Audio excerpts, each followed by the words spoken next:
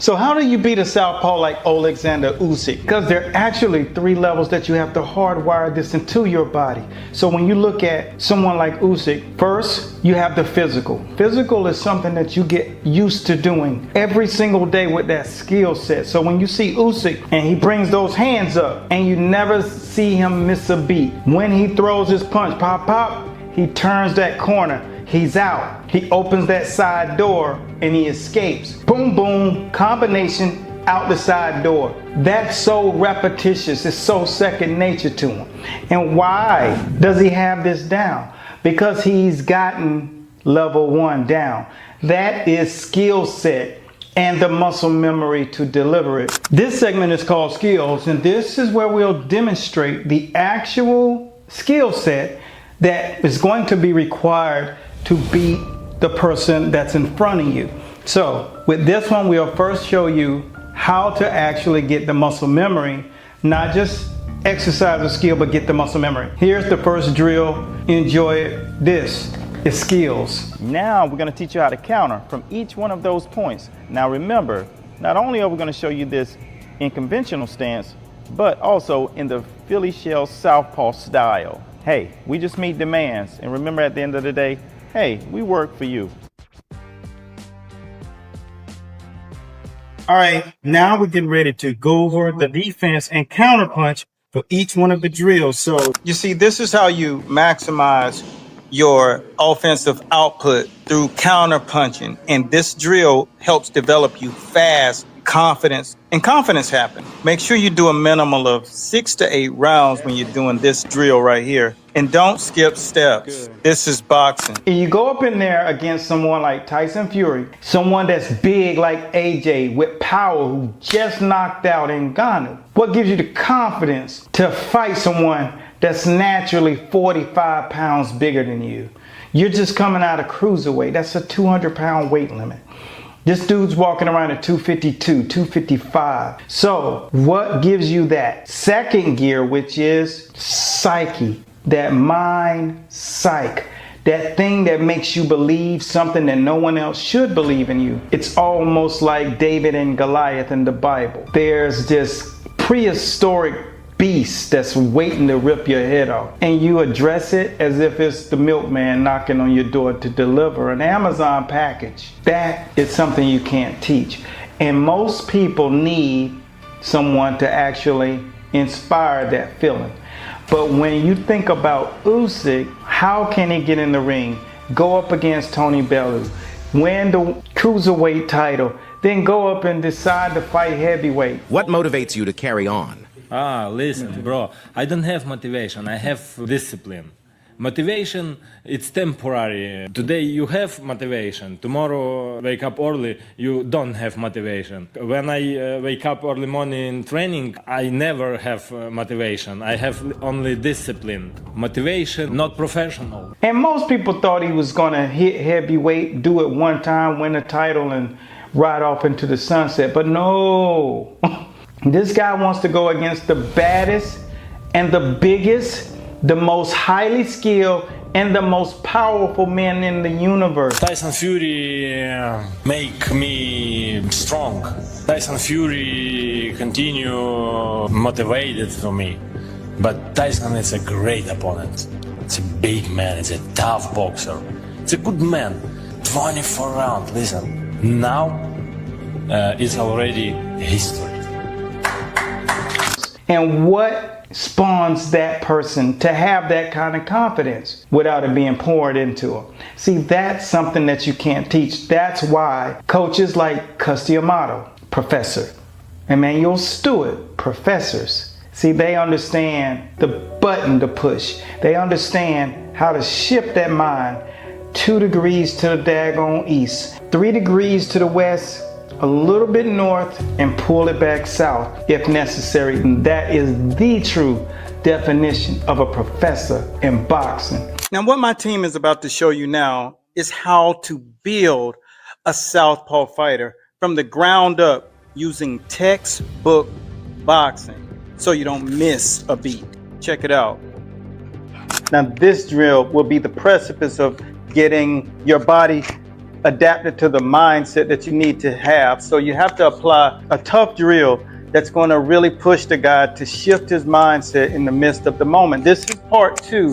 This is the second part of developing your fighter. So first is getting the skill and the muscle memory inside, embedded. That's where most people go wrong. This is how you shift their brain. This will be a good drill for you. Remember, 6 to 8 rounds, no matter what you do. Don't take shortcuts, and you don't play boxing. That's number two, mindset shifting. It's sort of like hypnosis. Hopefully it's starting to click why some fighters that you love don't show up on certain nights. It's not that they're not showing up. There are things that have to be plugged into this fighter, just like you would a robot. If a robot gets plugged into the wall, that's where he gets his energy. That's where he gets his power. Human beings need power surges. And if they get those, then they can perform like you thought they could, like Mike Tyson. When Cus Yamato leaves, it's a very tough mountain to climb to get back to that level. So now you know the second component, but the third component is tricky because most people think, I got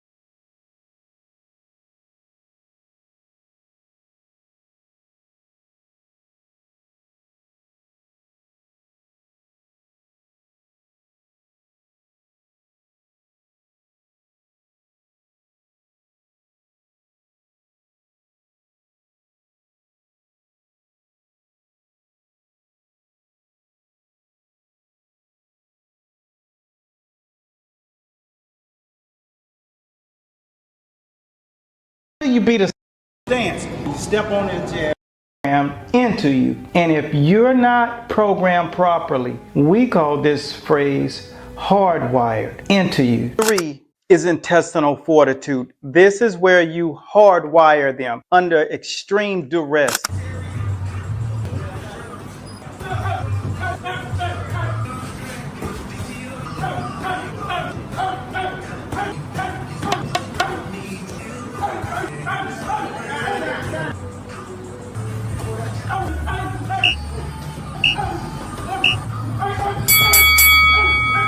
Putting mad pressure on them, putting them in the darkest place. This is where you prepare them for their smoker in the gym.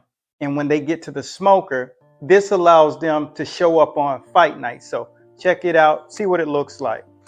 This is not rocket science. It's textbook boxing. Let's see what it looks like. Our objective is to show you how to walk the man down behind the Philly shell stance. You step on that jab, it just keeps the rhythm of the other guy off track and allows you to walk on top of him. Let's see what that looks like in the ring. It's simulation mode. Work time. Time.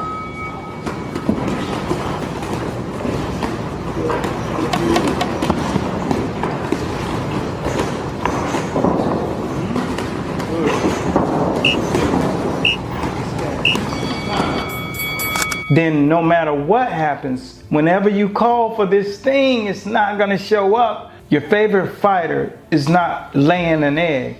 Their nervous system is fried. And this, my friend, is called neuroplasticity. And that's where the brain typically can catch on to things that's familiar and hardwire itself to it, connecting all of the different passages in your neurological system. So if you need the legs to move faster, then boom, guess what? The nervous system connects to the legs so your legs can move faster. If you have to get out of the way of a punch, your nervous system is the actual conductor if that act can happen or not. And this, my friend, is the hard wiring process that you have to go through. And if you don't understand how to do it, then most coaches that are in a corner, they don't. Because this is a specific skill set. Just like the referee has a skill set, the judges have a skill set. The person that's in that ring fighting has a skill set. The person that shuttled the bus over there has a skill set. The guy who works the cut, that man has a skill set. Whenever your power blows out during a storm, there's a group of men that come over called electricians. They climb up on a pole and they have a skill set. That, my friend, is exactly the third component. Hardwiring the nervous system takes a skilled individual. So sometimes you see your fighter lay an egg, and it's no one's fault. You just have to understand you need those three components: the skills, the mindset coach, the person who can actually whisper the right instructions to that person in the right manner, the whisperer. And then the third, the person who understands how to align and hardwire that nervous system so these orders can be carried out.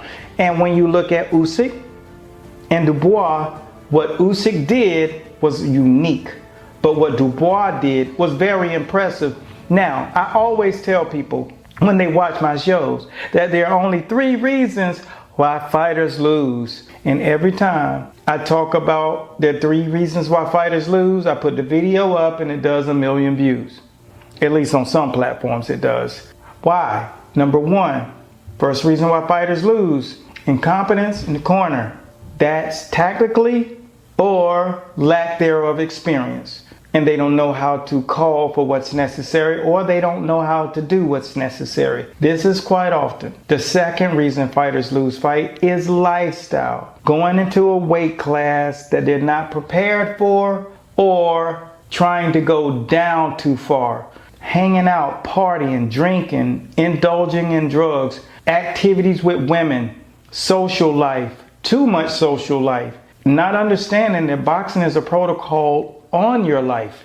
You don't get to do what your friends get to do. So that's number 2, lifestyle. A lot of people don't consider lifting weights lifestyle, but when you bulk up too much and you have to go into another weight class, boom, that's lifestyle. Too much eating, feeding those muscles, boom, that's lifestyle. Next thing you'll know, you'll be in a weight class that you don't belong in, Charlo, and you'll be fighting against a dude that you shouldn't be fighting. That's the science of understanding the 3 reasons why fighters lose. Number 3, EQ is emotional intelligence for those of you who are not familiar with the term, and that is slipping on a banana peel, meaning throwing a punch you shouldn't have thrown, overreacting off of impulse. Slipping on a banana peel is a term that I use because that's what happens when your EQ is high and that drops your IQ low.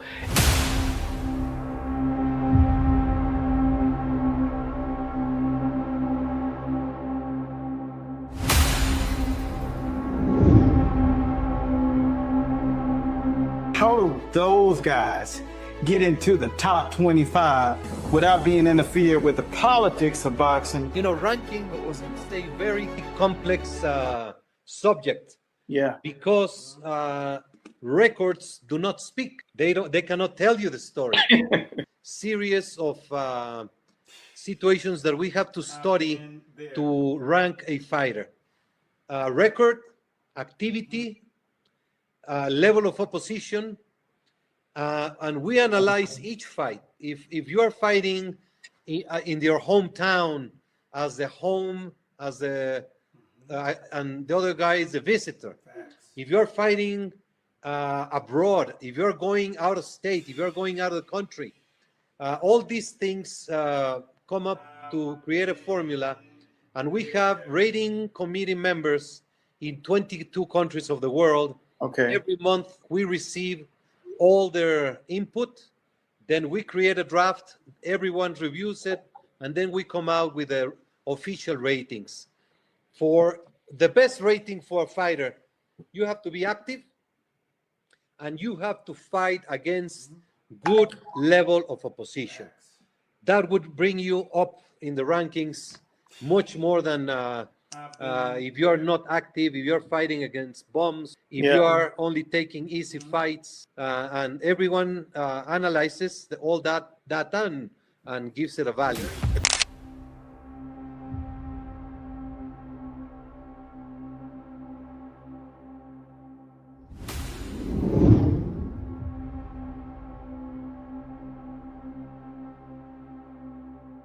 The thing with Usyk is he doesn't depend on his power to knock you out. He depends on his skill. That's why it's a tough ask, because he's going to box rings around you. And you start doing things that are literally stupid. Victor Ortiz, Floyd Mayweather. Headbutt to the mouth, stupid. Drop your hands down, stupid. These are things that we can't allow stupid to take over brain. We call that stupid brain. So these are the 3 reasons why fighters lose. And every time someone loses, it's one of those 3 reasons.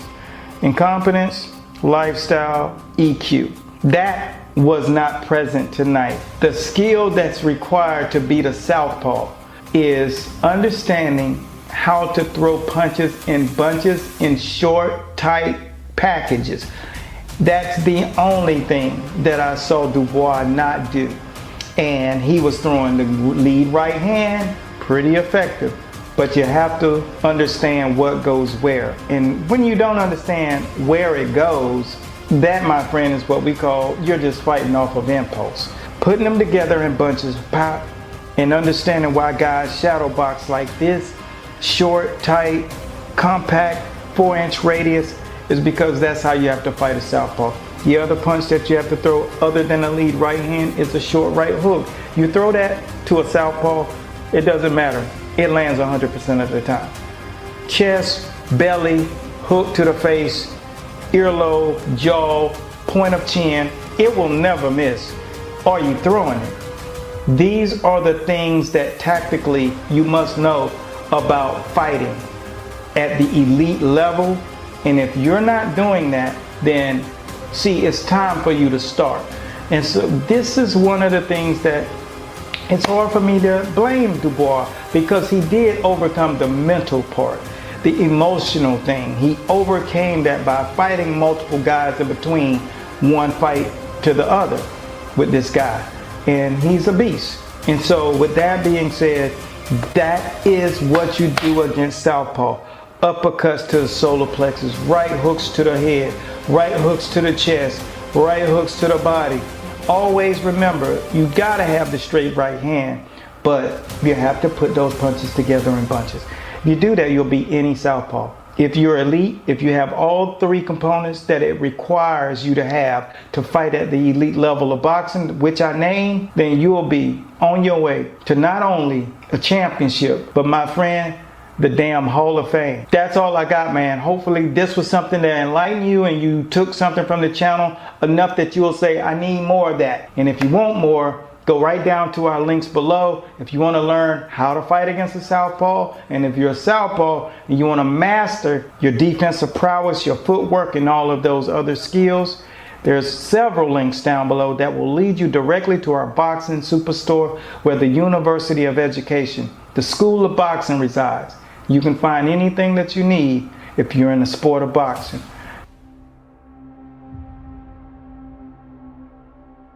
Coach Bradley signing out. Be blessed. And look, if this gave you some insight, continue to follow for more. Subscribe, and no matter what you do, stay sharp, bite down on your mouthpiece, and never get caught slipping in boxing.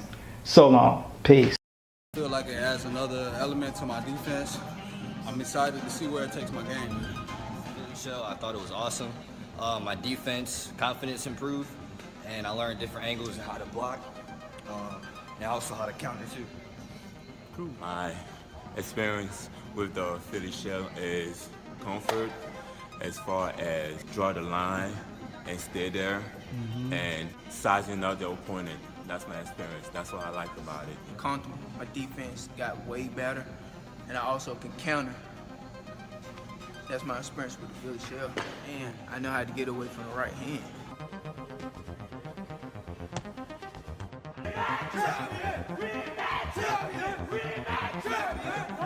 This is the back foot system.